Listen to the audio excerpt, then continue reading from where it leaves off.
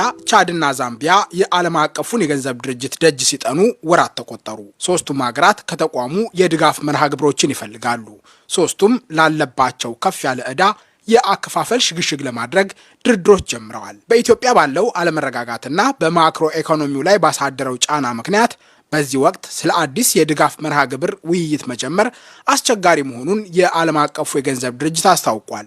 ላለፈው 1 ዓመት ጦርነት የተጫናት ኢትዮጵያ ከ2 ዓመታት ገደማ በፊት በገባችው ውል ጠቀም ያለ ገንዘብ ከምትበደርባቸው ማዕቀፎች አንዱ ባለፈው መስከረም ያለ ጊዜው ካበቃ በኋላ የጠቅላይ ሚኒስትር አብይ አህመድ መንግስት መተኪያ ጠይቆ ነበር።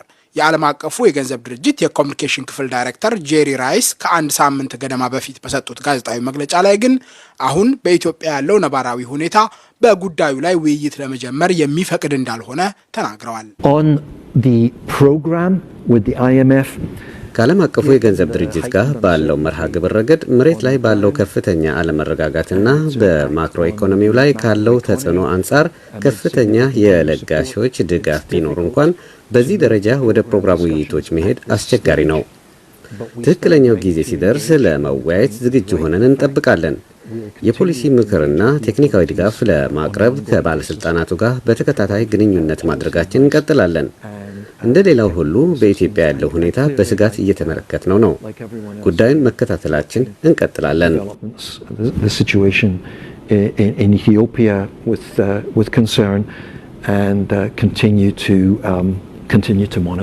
ኢትዮጵያ ከዓለም አቀፉ የገንዘብ ድርጅት ከምትበደርባቸው 2 ማዕቀፎች አንዱ የሆነውና የተራዘመ የብድር አቅርቦት ወይም ኤክስቴንድድ ክሬዲት ፋሲሊቲ የተባለው ማዕቀፍ መስከረም 9 ቀን ያለ ጊዜው ተጠናቋል። የገንዘብ ሚኒስትር ዴኤታ ዶክተር ኢዮብ ተካልኝ ኢትዮጵያ ባለባት የውጭ ዕዳ ላይ የአከፋፈል ሽግሽግ ለማድረግ በጀመረችው ሂደት ምክንያት ይኸው የተራዘመ የብድር አቅርቦት መስከረም 9 ቀን ያበቃ እንደነበር ተናግረዋል። ዶክተር ኢዮብ ባለፈው መስከረም በአዲስ አበባ በሰጡት ጋዜጣዊ መግለጫ እንደገለጹት ማዕቀፉ በአዲስ እንዲተካ ለዓለም አቀፉ የገንዘብ ድርጅት ጥያቄ ቀርቦ ነበር። ከአይኤምኤፍ ጋር የነበረን ፕሮግራም እንዳለን ታውቃላችሁ። ይሄ ፕሮግራም ከ2 ምንጮች ነው ፈንዱ የመጣው ኢሲኤፍ እና ኢኤፍኤፍ የሚባል ኢኤፍኤፍ የምንለው ኤክስቴንድድ ክሬዲት ፋሲሊቲ የሚባል ጠቀም ያለ ፋይናንስ ያለው ማዕቀፍ ነው፣ ቋት ነው። ሌላኛው ደግሞ ኢኤፍኤፍ የሚባል ኤክስቴንድድ ፈንድ ፋሲሊቲ የሚባል ቋት አለ። የአይኤምኤፍ ፕሮግራም ስንቀርጽ ከሁለቱ ቋት ነበር ሪሶርሱ የመጣው። ይሄ የዕዳ ሽግሽግ ስለዘገየ የኢኤስኤፍ የምንለው ኤክስቴንድድ ክሬዲት ፋሲሊቲ የምንለው ሴፕቴምበር 19 ከትላንት ወዲያ ኤክስፓየር ያደርግ ነበር። በዚህ ምክንያት ከአይኤምኤፍ ጋር እንዲሁም ከቡድን 20 አባል ሀገራት ጋር በተደረገ ውይይት ኢሲኤፍ የሚባለው ኤክስፓየር የሚያደርገው ኮምፖነንት እንደገና እንዲቀጥል ኢትዮጵያ ሪኩዌስት አድርጋለች። በዚሁ መሰረት ያንኑ አማውንት በአዲስ መልክ እንደገና የሚቀጥል ይሆናል። ኢኤፍኤፍ የምንለው ቋት ግን የቀጠለ ስለሆነ እዛ ጋር የነበረው ሀብት ዛጋ የነበረው ድጋፍ ባለበት ይቀጥላል ማለት ነው። ኢትዮጵያ ያለፉትን 2 ዓመታት ከዓለም አቀፉ የገንዘብ ድርጅት በገባችው ስምምነት በ2 ማዕቀፎች ጠቀም ያለ ገንዘብ ስትበደር ቆይታለች። በተቋረጠው የተራዘመ የብድር አቅርቦት ማዕቀፍ ኢትዮጵያ ከተፈቀደላት $1.7 ቢሊዮን ብድር ውስጥ $200 ሚሊዮን ገደማ ወስዳለች። ሁለተኛውና የተራዘመ የፈንድ አቅርቦት ወይም ኤክስቴንድድ ፈንድ ፋሲሊቲ የተባለው ማዕቀፍ በአንጻሩ እስከ ታህሳስ 2015 እንደሚቆይ በዓለም አቀፉ የገንዘብ ድርጅት ድረገጽ የሰፈረ መረጃ ያሳያል። የዓለም አቀፉ የገንዘብ ድርጅት የኮሚኒኬሽን ክፍል ዳይሬክተር ጄሪ ራይስ በቡድን 20 አገራት የጋራ ማዕቀፍ በኩል ለኢትዮጵያ የአበዳሪዎች ኮሚቴ መቋቋሙን ተቋማቸው በይሁንታ እንደሚቀበል ተናግረዋል።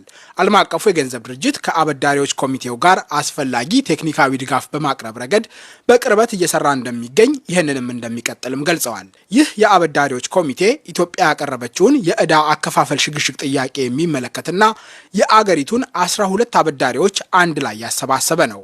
ይኸው ኮሚቴ ባለፈው መስከረም በቻይናና በፈረንሳይ ሊቀመንበርነት የመጀመሪያ ስብሰባውን አካሂዷል። በቪዲዮ አማካኝነት በተካሄደው ስብሰባ የገንዘብ ሚኒስትሩ አህመድ ሽዴ የኢትዮጵያን ጥያቄ ለኮሚቴው አቅርበዋል። ዓለም አቀፉ የገንዘብ ድርጅትና ዓለም ባንክ በበኩላቸው የኢትዮጵያን ማክሮ ኢኮኖሚያዊ ሁኔታዎችና ከአገሪቱ ጋር ግንኙነታቸው የሚገኝበትን ደረጃ ለኮሚቴው እንዳቀረቡ በወቅቱ የቡድን 20 አገራት ፕሬዝዳንት የነበረችው ጣሊያን ያወጣችው መግለጫ ያሳያል። እንደ ኢትዮጵያ ተመሳሳይ የዕዳ አከፋፈል ሽግሽግ ጥያቄ በቡድን 20 ሀገራት የጋራ ማዕቀፍ በኩል ያቀረበችው ዛምቢያ ከዓለም አቀፉ የገንዘብ ድርጅት የተራዘመ የብድር አቅርቦት ለመጀመር ውይይት እያደረገች ነው። ተደጋጋሚ ድርቅ፣ በዓለም ገበያ የመዳብ ዋጋ ማሽቆልቆል፣ የአገሪቱ መንግስት የተከተላቸው ፊስካል ፖሊሲዎች ከብርቱ የኮሮና ወረርሽኝ ዳፋ ጋር ተደማምረው የዛምቢያ ኢኮኖሚ በጎርጎሮሳዊው 2020 በብርቱ እንዲኮማተር አድርገውታል። ከዛምቢያ አጠቃላይ አገራዊ የምርት መጠን ወይም ጂዲፒ 60 እጁ የውጭ ዕዳ ነው። በማዕድን ሀብት የናጠጠችው ድሃ አገር በአጠቃላይ 14.4 ቢሊዮን ዶላር የውጭ ዕዳ እንዳለባት የአገሪቱ መንግስት ይፋ አድርጓል። ከዚህ ውስጥ ወለድን ጨምሮ ዛምቢያ 6.8 ቢሊዮን ዶላር የቻይና ዕዳ አለባት። ፕሬዝዳንት ሃካይንዴ ሂቼሊማ የሚመሩት መንግስት ለዛምቢያ ከዓለም አቀፉ የገንዘብ ድርጅት የገንዘብ እገዛ ይፈልጋል። ይህ ግን ዛምቢያ ከጀመረችው የዕዳ አከፋፈል ሽግሽግ ጋር የተቆራኘ እንደሆነ ጄሪ ራይስ ተናግረዋል። የዛምቢያ ዕዳ ዘላቂ አይደለም። ስለዚህ ዓለም አቀፉ የገንዘብ ድርጅት ለዛምቢያ የተራዘመ የብድር አቅርቦት በባለሙያዎች ደረጃ ከመፍቀዱ በፊት ከአበዳሪዎቿ በቂ ገንዘብ እንደሚያገኝ ማረጋገጫ ማግኘት አለበት። ዛምቢያ በቡድን 20 አገራት የጋራ ማዕቀፍ አጠቃላይ የዕዳ አከፋፈል ሽግሽግ ጥያቄ አቅርባለች። ይህን ለማመቻቸት ከግል አበዳሪዎች ጋር በውይይት ላይ ትገኛለች። የዓለም አቀፉ የገንዘብ ድርጅት ዋና ዳይሬክተር እንዳሉት በውይይቶቹ መሻሻል ታይቷል። ይሁንና ከሚፈለገው ቦታ አልደረስንም፣ ነገር ግን ቁርጠኞች ናቸው።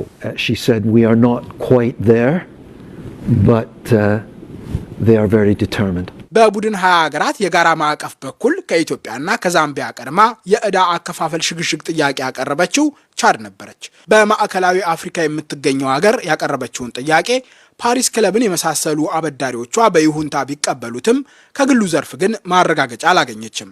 ዓለም አቀፉ የገንዘብ ድርጅት ዘላቂ አይደሉም ከሚላቸው ጎራ የመደበውን ዕዳ አከፋፈል ማሸጋሸግ እንደ ኢትዮጵያ ሁሉ ለቻድ ተጨማሪ የገንዘብ ድጋፍ ለማግኘት ቅድመ ሁኔታ ነው። ቻይና የቡድን 20 አባል ሀገራትና የፓሪስ ክለብ አበዳሪዎች በተስማሙበት የጋራ ማዕቀፍ ቻድ ላለባት 3 ቢሊዮን ዶላር የውጭ ዕዳ የአከፋፈል ሽግሽግ ለማድረግ ጥያቄ ያቀረበችው ባለፈው ጥር ወር ነበር። የቻድ ኦፊሴላዊ አበዳሪዎች ዓለም አቀፉ የገንዘብ ድርጅት ለአገሪቱ ያቀደውን ማዕቀፍ በመደገፍ መግለጫ አውጥቷል። የዕዳ አከፋፈል ሽግሽግ ውሎችንም ለመደራደር ተስማምተዋል። ነገር ግን ቻድ በአስቸኳይ የምትፈልገውን ፋይናንሳዊ የገንዘብ ድጋፍ ለመጀመር ከግል አበዳሪዎች ተአማኒ የዕዳ አከፋፈል ማሻሻያ ሂደት እንፈልጋለን። ከታቀደው ዓለም አቀፉ የገንዘብ ድርጅት የድጋፍ ማዕቀፍ መስፈርቶች ጋር የተስማማ የግል አበዳሪዎች በዕዳ አከፋፈል ላይ ያለ ተጨማሪ መዘግየት በቁርጠኝነት የሚደረግ ድርድር ለቻድ ኢኮኖሚ ማገገሚያና የድህነት ቅነሳ ጥረት እጅግ ጠቃሚ ነው። የዓለም አቀፉ የገንዘብ ድርጅት ዳይሬክተር የግል አበዳሪዎች በዚህ የዕዳ አከፋፈል ሽግሽግ ላይ በፍጥነት ለድርድር ቁርጠኛ እንዲሆኑ የቻድ አበዳሪዎች ኮሚቴ ያቀረቡትን ጥያቄ ያጠናክረዋል። ዓለም አቀፉ ማህበረሰብ ሁኔታውን በቅርበት እየተከታተለ ነው።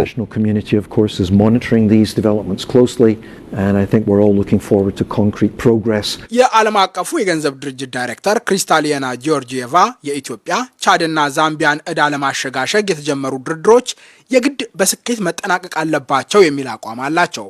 ኃላፊዋ በሶስቱ አገሮች የተጀመረው ጥረት ከተሳካ ሌሎች የአፍሪካ አገሮች ተመሳሳይ መንገድ እንዲከተሉ ሊገፋፋ እንደሚችል ተናግረዋል። ዝቅተኛ ገቢ ያላቸው እየተባሉ የሚጠቀሱት ድሃ አገራት ዕዳ በጎርጎሮሳዊው 2020 ዓ.ም ብቻ 12 በመቶ ጨምሮ ወደ 860 ቢሊዮን ዶላር መድረሱን የዓለም ባንክ ባለፈው ጥቅምት ወር ያወጣው ዳጎስ ያለ ሰነድ ያሳያል። የዓለም ባንክ ፕሬዝዳንት ዴቪድ ማልፓስ ይህን ቀውስ ለመፍታት የዕዳ ቅነሳ፣ በፍጥነት የአከፋፈል ሽግሽግ ማካሄድና ግልጽነትን ማጠናከርን ጨምሮ ሰፋ ያሉ እርምጃዎች እንደሚያስፈልጉ ሰነዱ ይፋ ሲሆን ገልጸው ነበር። አድማጮቻችን፣ የዛሬው መሰናዶ ይህን ይመስላል። እሸቴ በቀለ ነኝ። ጤና ይስጥልኝ። በኢትዮጵያ በርካታ ወጣቶች የዕለት ተዕለት ህይወትን ሊያሻሽሉና የሀገርን ኢኮኖሚ ሊያሳድጉ የሚችሉ የፈጠራ ስራዎችን ሲያቀርቡ ይታያል። ሆኖም ግን ፈጠራዎቻቸውን ወደ ተግባርና ወደ ገንዘብ መቀየር ቀላል አይደለም። የዛሬው የሳይንስና ቴክኖሎጂ ዝግጅት የፈጠራ ስራዎቹን ወደ ተግባር ለመቀየር ጥረት ከሚያደርግ ወጣት ጋር ቆይታ አድርጓል። አዘጋጇ ፀሐይ ጫኔ ነች። ሳይንስና ቴክኖሎጂ በሀያዎቹ መጀመሪያ ዕድሜ ላይ የሚገኘው ወጣት ዮሴፍ ጌታው ምንም እንኳ በትምህርት የተደገፈ ባይሆንም በሙያው መካኒክ ነው። ተወልዶ ባደገባት ሰሜን ሸዋ ዞን በረህት ገጠር ቀበሌ ከልጅነት እድሜው ጀምሮ ከትምህርቱ ጎን ለጎን የተበላሹ የኤሌክትሪክ እቃዎችን መጠጋገን ያዘወትር የነበረ ሲሆን በግሉ ባደረገው ጥረትም የብረታ ብረት ብየዳ ስራ በመልመድ ይህንን ችሎታውን ተጠቅሞ የተለያዩ የፈጠራ ስራዎችን በመስራት ላይ ይገኛል። እኔ ወደ ፈጠራ ስራ የገባሁት በልጅነቴ ነው። በልጅነቴ ብዙ ነገር ሞካክር ነበር እና ሞር ደግሞ ብየዳ ሲጀምር ነው በደንብ ወደ ፈጠራ የገባሁት ማለት ነው። ብየዳ በፊት በልጅነቴ ብየዳ ስለለመድኩኝ ከዛ ብየዳውን ሲጀምር ደግሞ ሞር በአዲስ ነገር መስራት ጀመርኩ ማለት ነው እና ብዙ አመት ሆኖኛል። ቢያንስ 10 አመት ወይ ምናምን ሆኖኛል ከጀመርኩ ፈጠራ። በዚህ ሁኔታ ወደ መካኒክነት ስራ የገባው ወጣቱ ራሱ የሚጠቀምባትን በአይነቷ ለየት ያለች ሞተር ሳይክል በመስራት ነበር የፈጠራ ስራውን የጀመረው። መጀመሪያ ኖርማል ሳይክል ነበረች። ከዛ በጄኔሬተር ተገጥሞላት ብዙ ጊዜ ተጠቅሜባት እሷ ራሱ በጣም ቆይታለች እና አሁን ጥቅም ላይ አትውልም። የራሴ ሞተር ስላለኝ ቆይታለች በጣም እና በፊት ግን ራሴ ሰርች የምጠቀምባት ሞተር በእሷ ነበር የምጠቀም። ማርሽ የላትም ፍሪሲዮን ብቻ ነው ያላት። አሁን ካሉት ሞተሮች የሚለያት እሱ ነው። በገመድ ተስባት ይነሳና በዛ ነው ከሞተር የሚለያት ፓርት ይሄ ነው። ቆይቶም ለግንባታ ስራ የሚያገለግሉ የተለያዩ ሞዴል ተሽከርካሪዎችን እንዲሁም ከ3 አመት በፊት ደግሞ ሞዴል አውሮፕላን መስራቱን ገልጿል። ቀስ በቀስም ይህንን ሞዴል አውሮፕላን በማሻሻል መሬትን ለቆ የተወሰነ ከፍታ መብረር እንዲችል ማድረጉንም ያስረዳል። ትንሽ ሞዴል አውሮፕላን ነበር የሰራሁት አስታውሳለሁ። ከዛ በኋላ መስራት እንደምችል ይሄ ሙያውን ተጠቅሜ መስራት እንደምችል ገባኝ። ከዛ ሞዴሎችን ከፍ እያረኳቸው ሄድኩና እያሳደግኩ በትልቁም ሰው የሚጭንም መስራት እንደምችል ራሴን አሳምኜ ከዛ ወደ ሰው የሚጭን ትልልቅ መስራት ብዙ ነበር እንደውም የሞከርኩት። ቢያንስ እሱ አሁን ያየሽው ቪዲዮ ላይ ቢያንስ 5ኛ ምናምን ላይ መሰለኝ። ከዛ ፊትም ብዙ የሞከርኳቸው አሉ።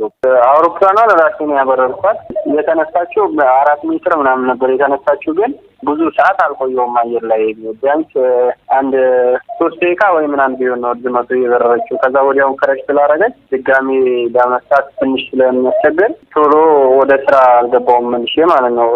ገንዘብ ምንም ወጪም ስላለው ድጋሚ መስራት አልቻልኩም። ድጋሚ ለመሞከር አስቸጋሪ ነበር። ወጣቱ ወደ አውሮፕላን ፈጠራ የተሳበው ከትውልድ ቀየው በቅርብ ርቀት በምትገኘው አረርቲ ከተማ ይመለከታቸው ከነበሩ ሳይንስ ቀመስ ፊልሞች መሆኑንም ይገልጻል። ለዚህ ይረዳው ዘንድም በተለይ ፍላይቦይ የተሰኘውን ፊልም ደጋግሞ መመልከቱን ይናገራል።